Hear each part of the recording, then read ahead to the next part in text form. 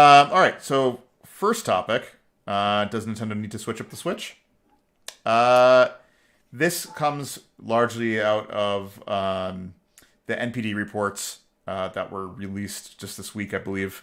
Um, you can't get an NPD report yourself. You have to pay a lot of money for their monthly digest of the video game industry.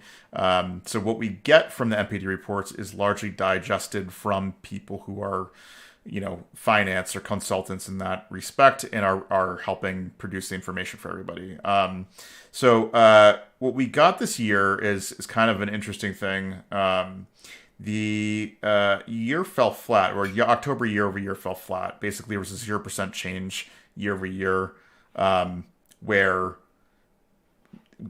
basically all profit was the same as it was last year, which is not a good thing. You would ideally like to see growth year over year, even if it's marginal growth.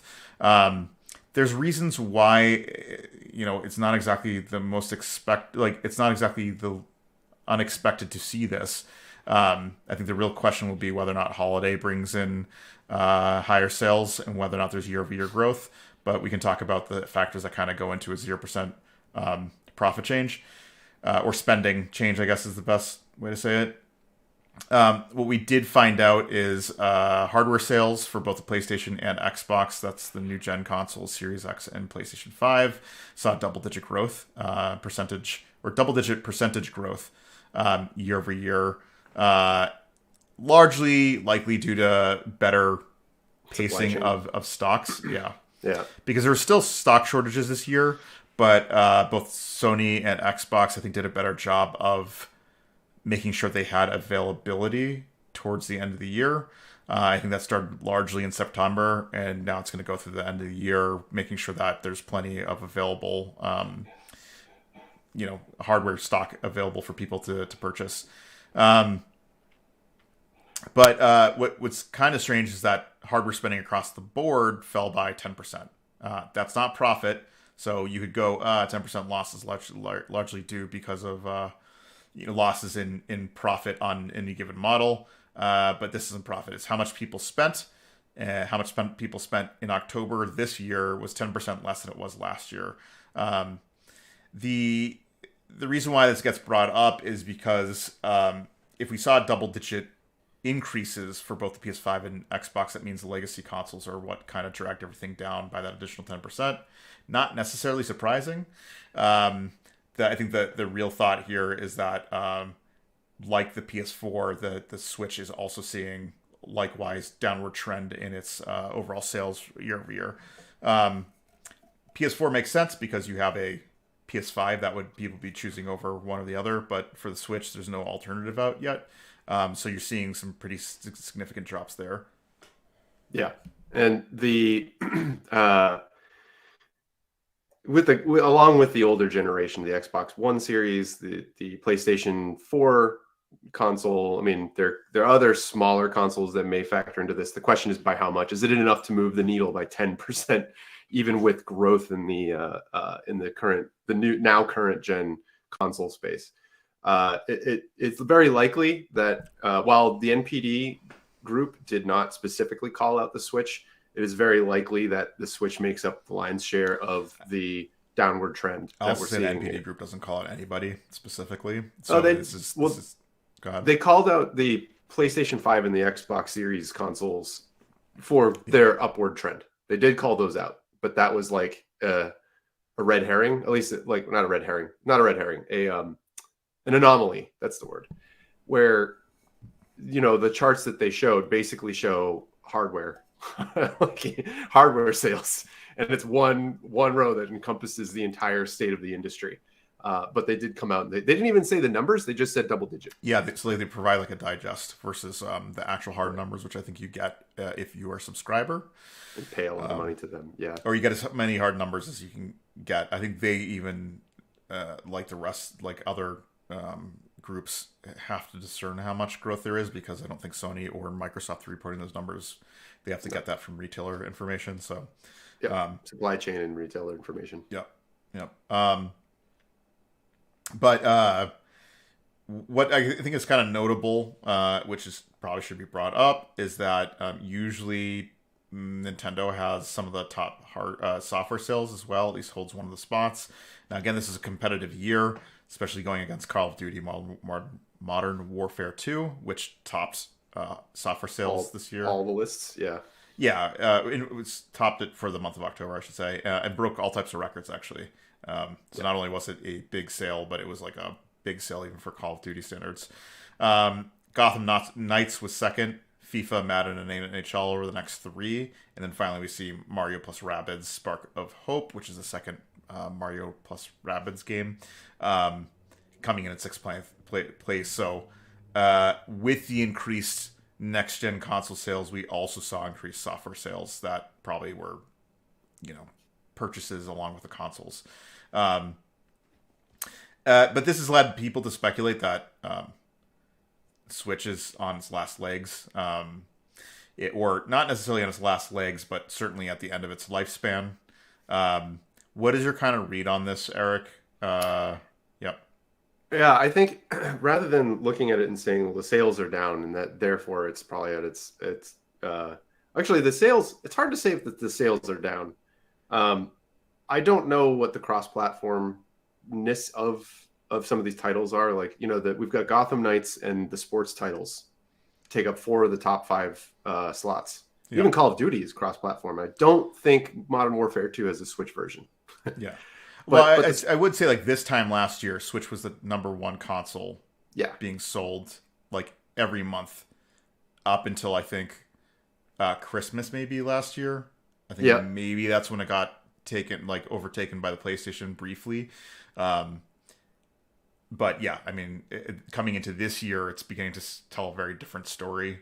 And I think the story that the top sales aren't maybe they highlight to an extent if you look at the list, right? In the top 20 video game sales for the month of October. This is just in total dollars, right? And it's also only physical and non-digital sales. I guess it says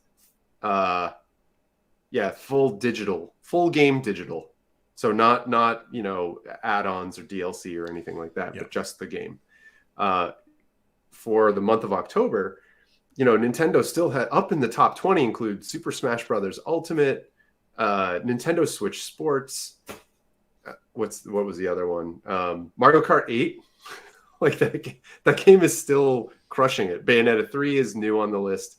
That's a Nintendo published title at this time, though it will be making its way to other titles at some point or other platforms, I believe. Splatoon 3 is still up there. So there are still a lot of Nintendo games that are raking in a lot of cash, or games on the Nintendo platform. Published by Nintendo in that list are in the top 20 are currently 5 titles. Yeah. And so it's still making a lot of money. The thing I think that's really telling is that, outside of the big names like Smash Brothers and Mario Kart, the main Nintendo classics, like there's Mario and Zelda and Metroid and all these other titles, we're not really seeing, and we haven't heard any new announcements. I think Kirby's latest outing, it was something like this past spring or summer. It came out, it sold better than any other Kirby game to date.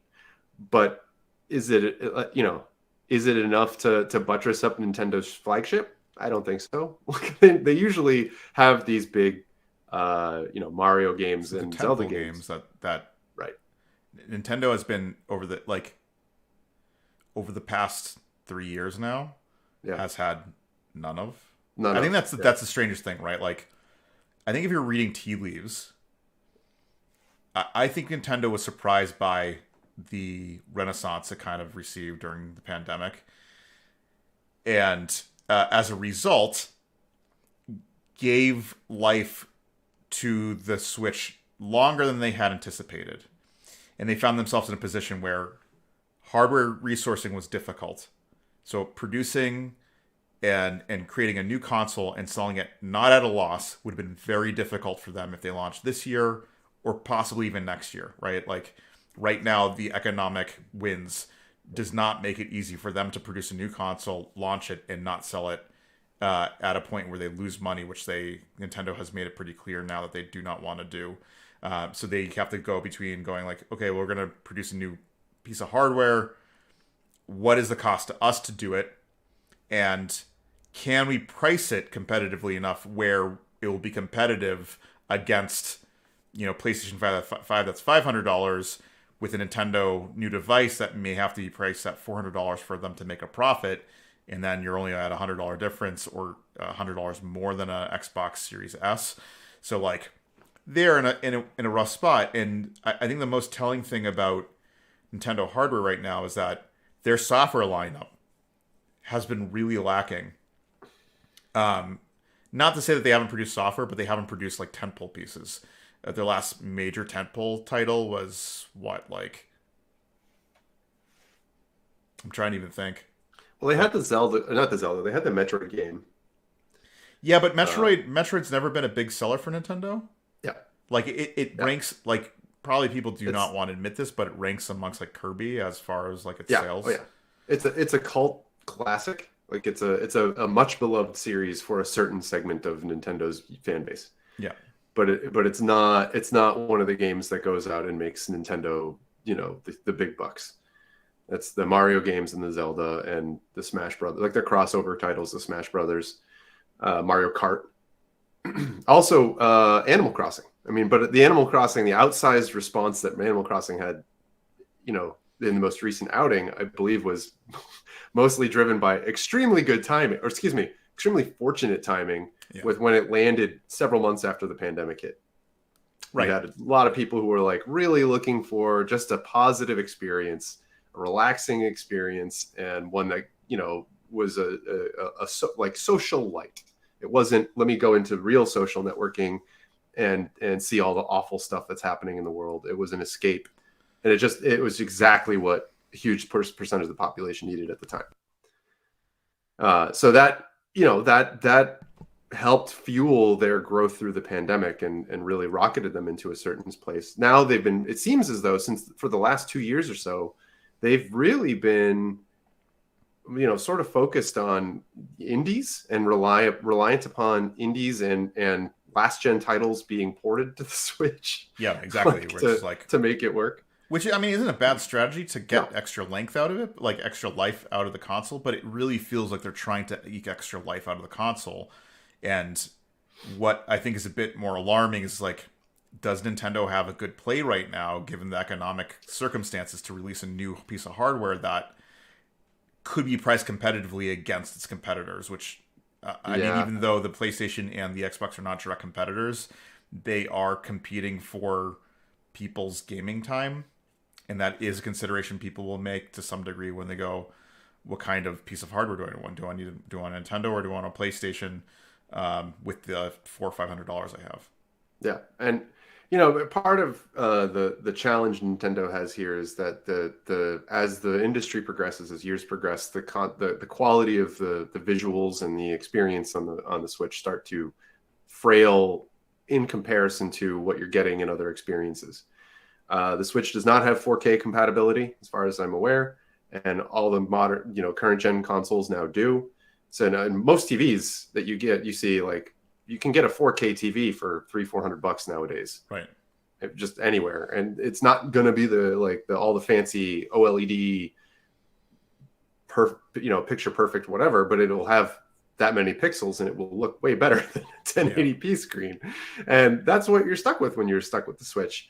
So like there is a valid reason for Nintendo to be looking at creating a successor to the Switch, if for no other reason than give people more power. Technology has progressed substantially since 2017, and even when it was launched in 2017, they were using dated hardware. Yeah, the Tegra chip that's in the Switch was originally, I believe, it originally came out in 2014. Something like that. It was a 3-year-old chip, but and it had it was a slightly customized chip version of that chip, but it didn't have anything that was like a new fabrication process at the time. They did, I think, see a fabrication process improvement at some point through the Switch's life, but I don't remember. Or maybe right before it did have this. I think it had a marginal. It may have been. It's when they did the Switch Lite. Is that what they call it? The Switch Lite, the wedge one? The one that was screen only or something. You couldn't connect it to the TV. Yeah, yeah. Oh, Yeah, it was sorry. like Yeah, I was handheld thinking only. wedges in like the 3DS or The yeah, whatever they call that. the 3DS XL or whatever. No, they I want to say the 3DS had like the non-split screen version that was just like a wedge. I It think that was was a literal wedge. the 2DS. They had a 2DS. Right, it was the 2DS because they didn't have the 3D capabilities. But I Yeah, don't even and it think it was had just like a big yeah. slab. Yep. Yeah. And it was a wedge form, which I mean isn't that different than the Switch Lite. The Switch Right. Lite V being not having removable controllers and being portable only, so it didn't come Yeah. with the docking base and all that. Yeah, it's basically what Valve put together for the Steam Deck, and any number of other companies have since done with like small Linux-based PCs Yeah. that are handheld. Yeah, what I think is interesting about the Switch is that, I mean, as you're saying, it's like dated, but I mean, I think along with the fact that it's dated means that just the hardware is not keeping up with gaming trends. It's like it's Yeah. really having a hard time. So there's a bunch of indie games that, fine, right? Like they're made to run on like pretty low hardware spec on PCs and kind of scale all the way up to, you know, modern hardware. But certainly since the PlayStation and the Xbox have moved to stronger, you know, performance GPUs, games are beginning to really struggle to find their way onto the Switch. So even though the Switch has like a huge install base, like the best workaround people have in a lot of cases is to not have a native port, but to have a online Streaming version port. of the game that's streamed to the console. That means you have to be online in order to play the game, and that's probably not ideal for most people. And it certainly delivers a game experience that's on par with the consoles, but it's because it's not running on the hardware. And this is something that Nintendo has to figure out, and this is something that they're going to be butting into the longer they try to drag out the Switch's lifeline or lifespan, I guess. Yeah, So like even though I think normal consoles we're getting like a 6-7 year lifespan on them, if not longer.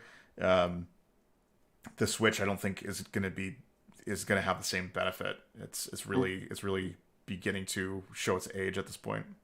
yeah. I mean, even in their first party titles, first/second party titles, the Pokemon Scarlet and I'm blanking on the other color right now, but the new Pokemon titles literally just came out in November this year, 2022, and the embargo was released, or excuse me, the review embargo was released yesterday or today, basically, and the consensus seems to be that the game's great, but it suffers serious performance issues, which could mean one Nintendo. of two.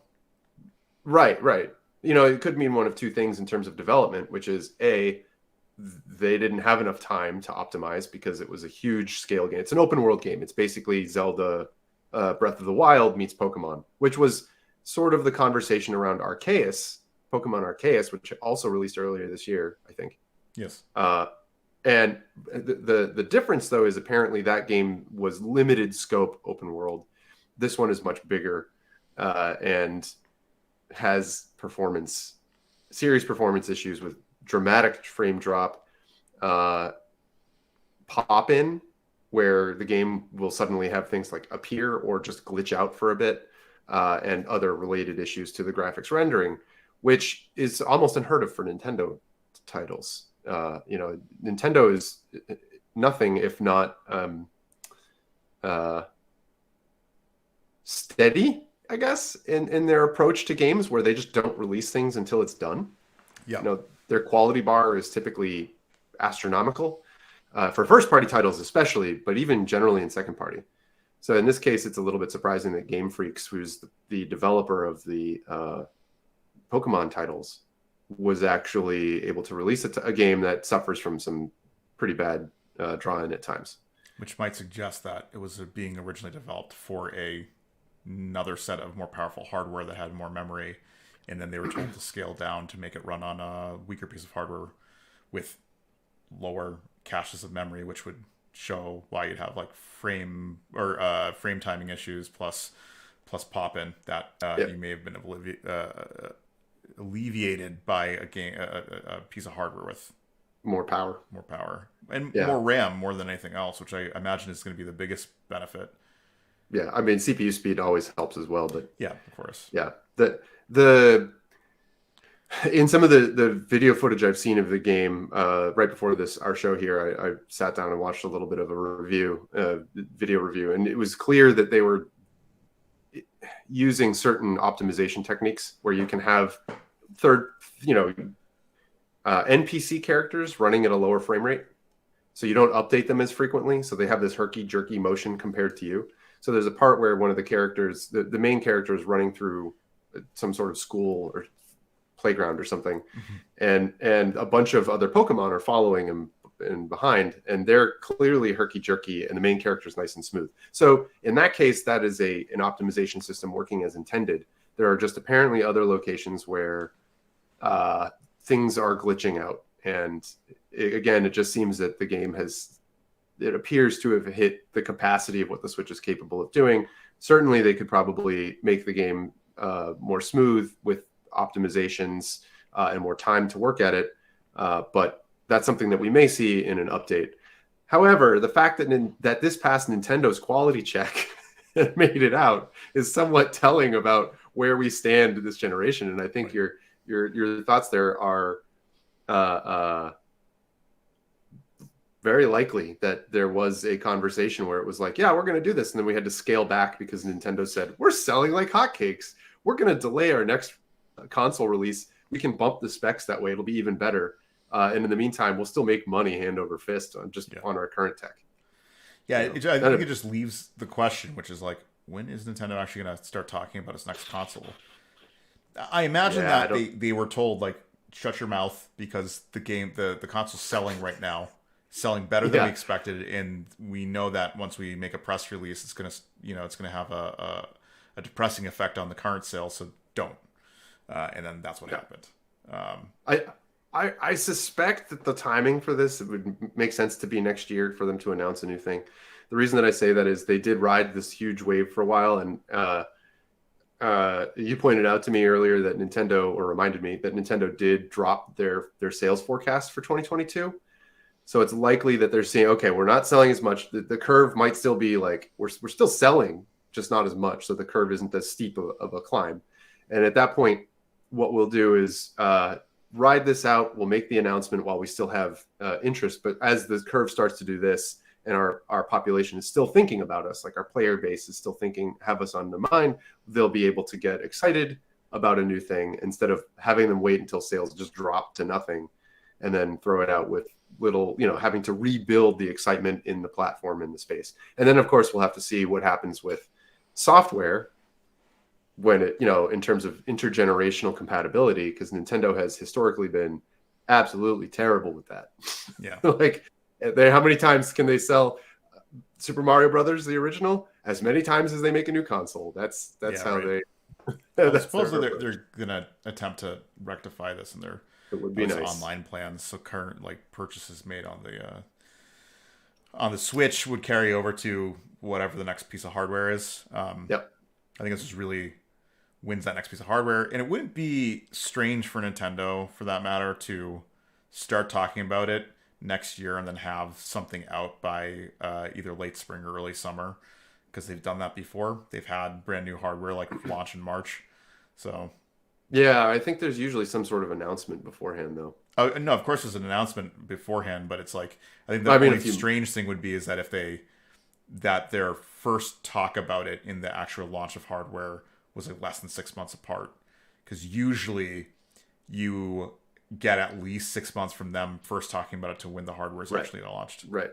And we're within 6 months of March right now. That's exactly, that's the thing. So even if, say, I don't know, Game Awards or some other treehouse or whatever they want to do, we talk about it just as the holidays are winding down, to have something launch in August or I don't know, April, May. Wouldn't be strange for Nintendo, but it would be strange that the amount of time given between the first announcement and when the hardware is actually available. Yeah, I mean, depending on supply chain stuff, I would be I would more likely at this stage look at it as they're not going to try to eat into their potential sales for Switch before the end of the year for holiday purposes. They would announce early next year, somewhere between January and March, and then we would see it come out sometime between June and September, in that range. And then position. I say, what does the supply chain look like? Because one thing Nintendo would want to do is provide enough consoles that they can capitalize on the holiday season, which didn't happen for Sony and Microsoft last year and the year before because they couldn't make enough of them. Yeah. Because of supply chain issues, right? Yeah. So if they can get that going ahead of time and ramp up, build up a supply so that they can have something ready, that would be ideal. Rather than try to ship it in November. Right. Just as like for all the day one people, they want to get it. And then, after that, also have to handle the holiday surge. Yeah, no. Yeah. Good luck. It's also going to be largely dependent on whether or not they show off something like truly novel. I feel like that's what helps sell a console, and we saw this with the Wii U, but their novelty was kind of lacking. Like, well, I guess the second screen was interesting, but they never really showed off a really compelling use case for it. Yeah. I don't know what they're going to be doing with the follow-up to the Switch, but presumably they are going to try to innovate in some way. It's just I can't imagine that they depart from where they're currently at, which is like they're in a competitive position to have the only mobile platform available. Right. I mean, Steam Deck is an option, but it's not as slick of an experience, I would say, as what you get. It's also aimed at PC players who have like a back catalog of Steam games, which is I imagine it's a pretty narrow Venn diagram between people who own the Switch and people who own like the Steam Deck, like because like people who own the Nintendo Switch are probably people who only game on the Nintendo Switch. I mean, maybe on mobile, but aren't PC like traditional PC players. Oh yeah, no, yeah. They're trying to expand it. It may also be for people who like PC games and don't want to bother with. They just want to play their library on the go. Yeah, Valve had been doing things with like streaming, so you could play your games on stream to your phone and whatever. Yeah. I think the point is that it's like the people who buy a Steam Deck are people who are probably PC players, and there's a very small overlap of people who don't have a PC but are considering the Steam Deck as an alternative, and that is a very small overlap of people who buy a Nintendo Switch for Switch purposes. It's like there's probably a very small overlap of people who would buy either or for the reasons that are advertised. I think the point is like people who buy Switch are not the same people who would consider buying a Steam Deck. Right.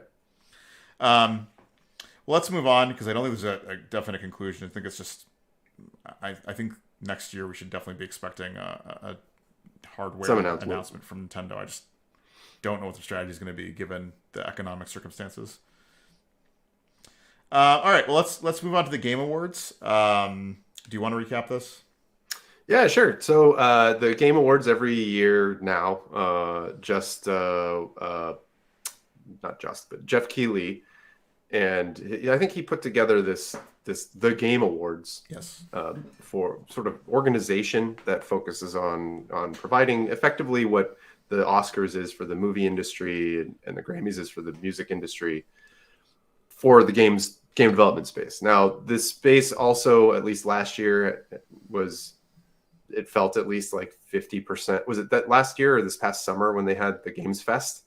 Yeah. I think last year as well, during their holiday stuff, when they had their actual show, it was something on the order of 60% or more trailers and advertisements. Yeah. Yeah. So, I mean, it was a huge production, right? They have to pay for it in some way. And this is also one of the best ways for game developers and publishers to reach a game audience if it's a show intended for game players. So that's where this comes from. And this year they've announced, we've just got the announcement for the nominees, which is now open to vote. And nominees for several categories. I think actually all the 31 categories are open and available, but we'll look at just a couple of them. In particular, the most popular Game of the Year award, which the set of nominees are going to be God of War Ragnarok, Horizon Forbidden West, A Plague Tale Requiem, Xenoblade Chronicles 3, Stray, and Elden Ring. Yeah. And those games also did very well across the board. Not surprising. It's like if you're, the Oscars, if you're nominated for movie of the year or whatever, then you're likely going to be nominated for some other categories. Yeah, like at least supporting actor or supporting, or actor, female director, lead, yeah, cinematography. Yeah, I mean, some element of it, you're going to be nominated, etc. Yeah, and some of these titles, for instance, Xenoblade Chronicles had 3 nominations. Horizon Forbidden West had 7. A Plague's Tale Requiem, which actually just came out a few months ago, had 5 nominations. Let's see, the God of War had 8, and Elden Ring had 7 as well. Yeah, so there's just, these are the titles. We're going to see them come through in lots of categories. Justin, were there any surprises for you in these lists? I think the biggest surprise, and I think this is the same for everybody, is what Stray, like. Oh yeah. Whether, like, I don't think anybody is surprised about seeing Ragnarok, given the high level of polish and quality that Santa Monica Studios has been able to produce. Same thing with Elden Ring. Like FromSoft has been sort of producing these for a while, and they've only gotten better and better over time. Elden Ring is kind of a departure from, to some degree, that it falls in a lot of ways like what Sekiro did, but expanded upon that concept a bit further, and while maintaining the Souls gameplay. So I think no one is surprised that like those 2 games got there. For me personally, Xenoblade Chronicles, like that, I know Xenoblade has been a game that's been produced not year over year, but every few years on the Nintendo platforms.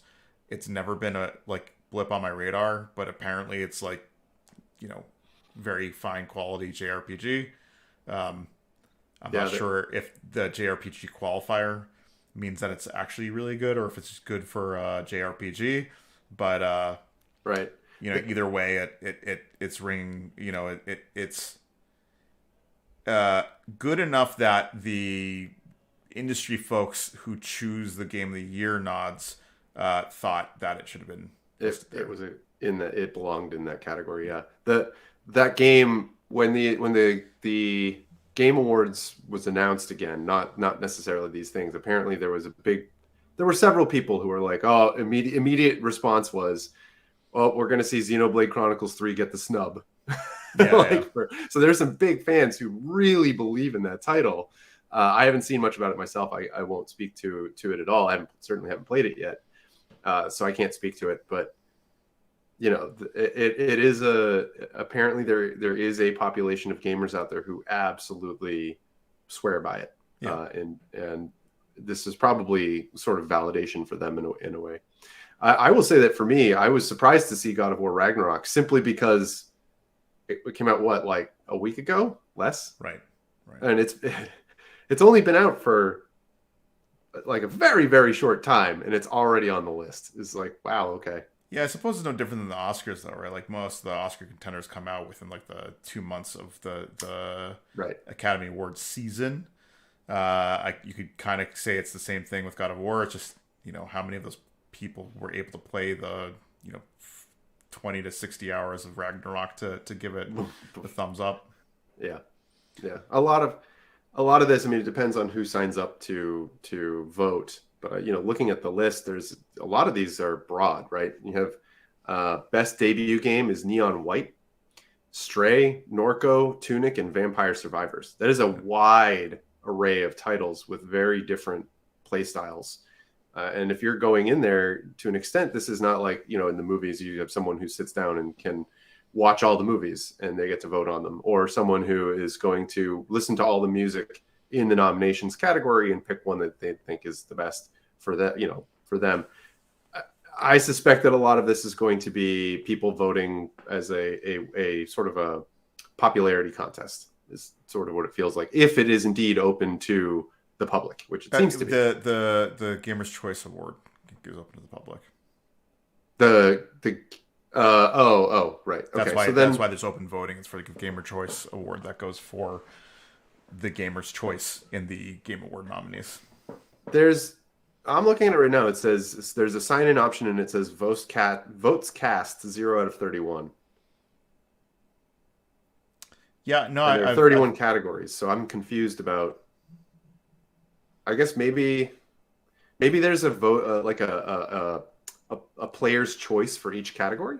Yeah, maybe. I have to remember exactly what it is. I know there's a player's choice category that the game of the year is nominated by players, and there will be a player's choice award that is given out that night. But I think most of the awards are given not by the gaming populace, but by people within the game industry.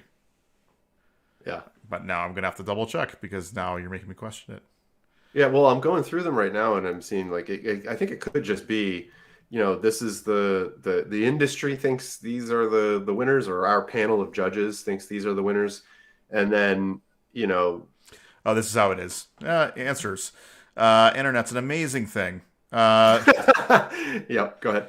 Winners are determined between the jury, which is industry professionals, press, etc., by 90%, public voting by 10%.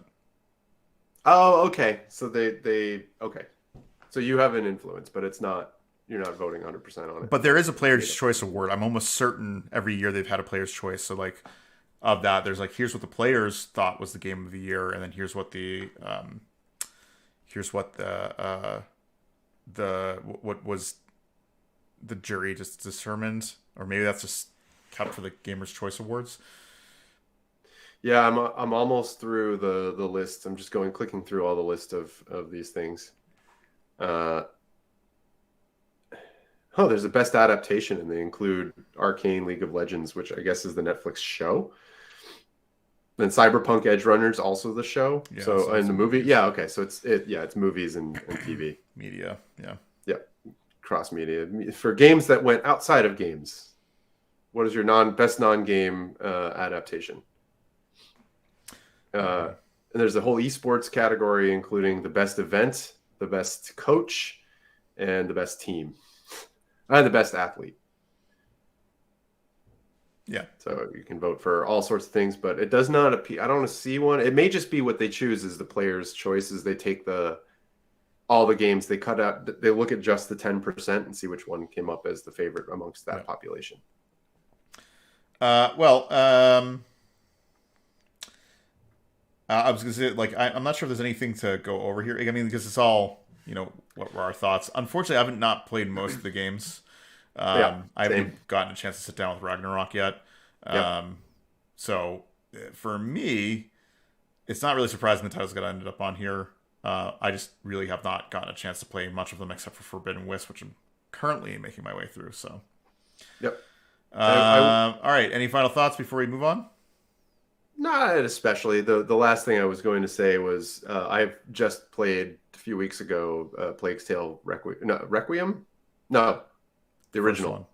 Yeah, Innocence, I think. Yes. A Plague's Tale 1.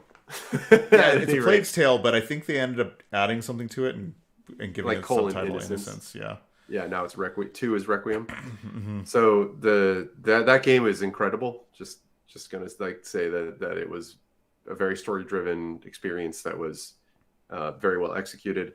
Yeah. And I read a review for the second one where they said that there were, I guess it sounded like issues that were early release bugs that I'm hoping were ironed out, and hopefully if they were able to do that, that's the version that is. I think it's performance issues, and I don't think they actually just released a patch to address some of that, which I think gave a 10 to 15% GPU bump from optimizations, which allows it to hold a stable 30 frames per second.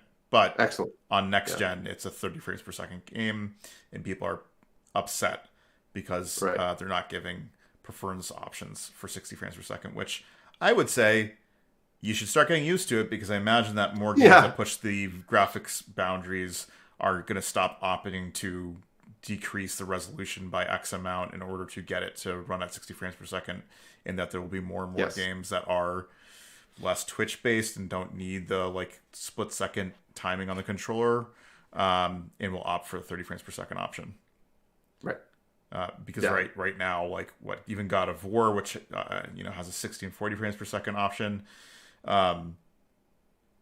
runs exceptionally well on a PS4 base. So we're still in the realm of games being optimized for lower end hardware, which we may not ever get away from, but I certainly expect non-cross platform games to start really. I think we'll see that more for Sony first party. I think we'll see it a bit less in Microsoft first party. Yeah, because the reason PC compatible. Yeah. Also, it has the Series S. Microsoft. That too. Developers have apparently been real upset, in many cases, with having to do Series S compatibility. Yeah, where they're like, but I think there's a broader thing now too, which is like, given economic circumstances and the prices of brand new graphics cards, my assumption is that due to that, we will have a wider array of hardware that has to be compatible in order for games to perform well on them. And there's probably going to be a move, to make at least from indie and games who want to capitalize on a largest player base. If they're going to be going to PC, that they'll probably maintain like a Series S type spec in order to have the broadest compatibility across hardware. Right. And so when you say perform well, it's not performance in game. It's do they sell enough to make the creators their money back and then some. Yes. So. Yep. All right. Well, let's move on to the next topic. Final topic. Is Sony dipping its toes into NFTs? I can sort of, I guess, recap this. Sure. Go for it. This made the rounds online this past week because a Sony patent had been filed that looks to be NFTs. In the patent file titled "Tracking Unique In-Game Digital Assets Using Tokens on Distributed Ledger," Sony outlines a method in which you could create unique digital assets that could be used, that could be sold and owned. The language in the patent itself has a lot of the language that I think most people have come to associate with NFTs or blockchain, because it uses things like distributed ledger, unique in-game, tokens, and etc. These are all the same language that's used to explain what NFTs are, to explain what blockchain is.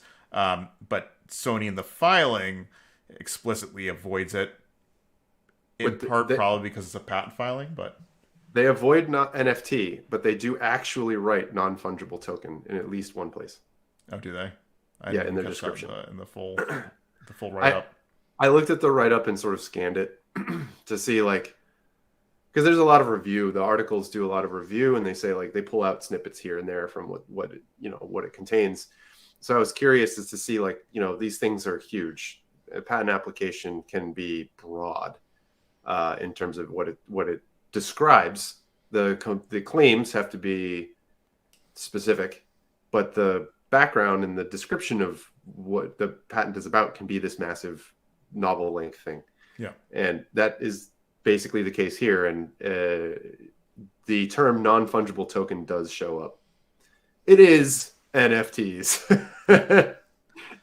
Yes. Going on from that, so the aspect of this is that Sony files a bunch of patents all the time. Yes. A lot of them never become anything. Like they have, like controller technologies and whatever else that they've never deployed. So this may be just a preventative measure on their behalf that they found some novel use of these that they could patent and did. And that's what we end up with, 2 years after they probably started exploring it. Sony's an extremely large company that deals in IP first and foremost and uses that to make its money. Yeah. But that still doesn't take away the I guess the worry around whether or not Sony will be dwelling in the same thing that everybody else worries about, which is like Konami creating basically NFTs and selling them at a price for digital assets that, I don't know, are unique in some way.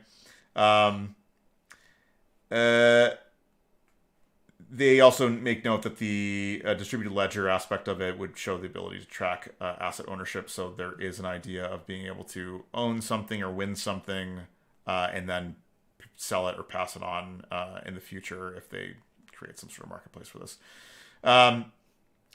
So what are your thoughts on this?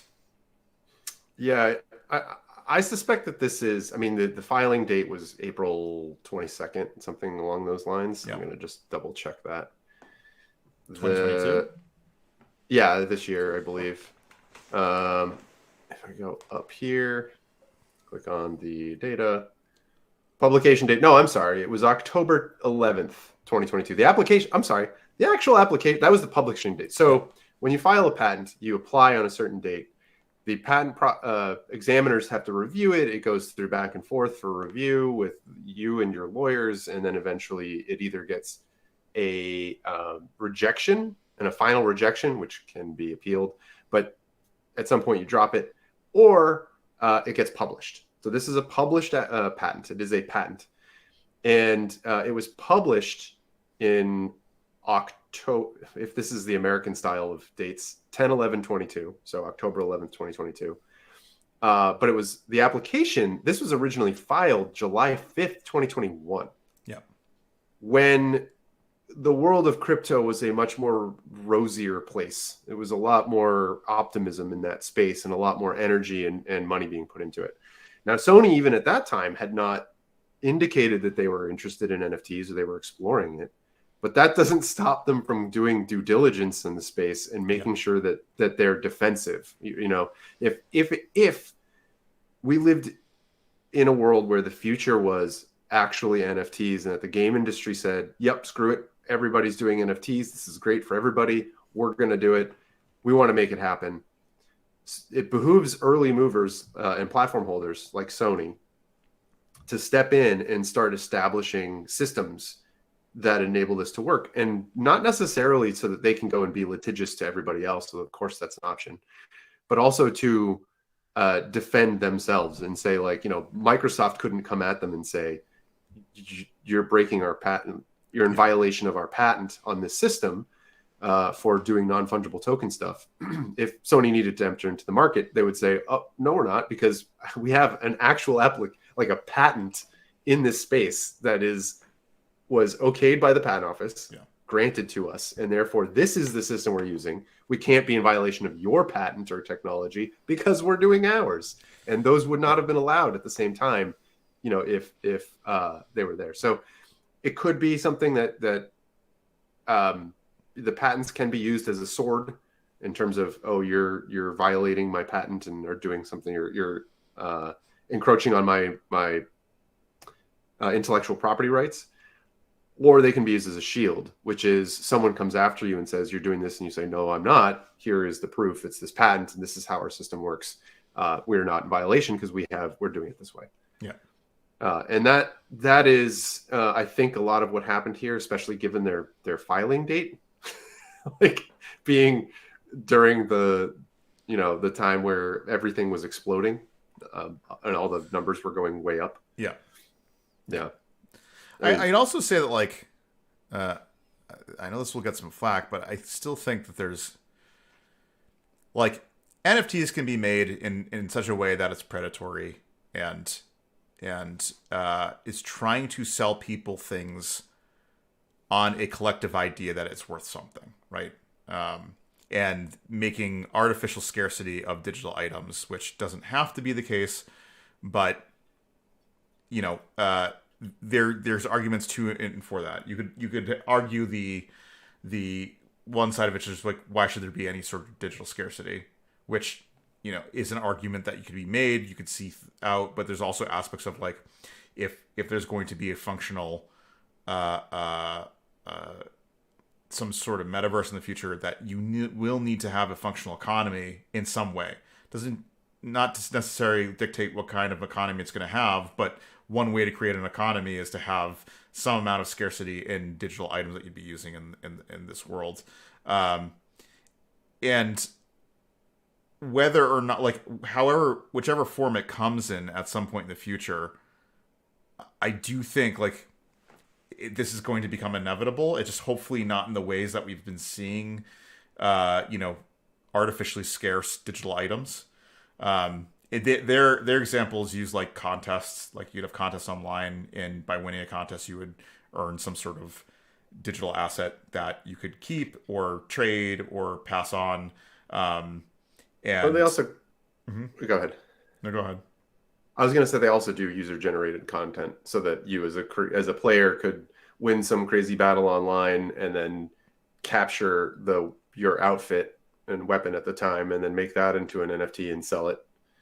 Yeah, I mean, it can be used in any number of ways, and there's some good ideas, and there are some awful ideas, and I think what's bad about this is the people who are championing this technology and the uses of the technology are the people who are basically snake oil salesmen slash,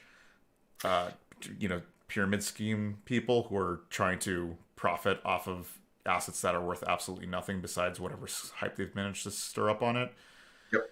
And it's the play to earn folks in particular. Not just play to earn, but I mean, like, you look at stuff like some of these exchanges that are tokens based off of, whatever, on very unstable economic concepts that people convince other people to buy, that inflates the value of it, but the value is based off of only on this temporary hype and not actually, like, real economic factors.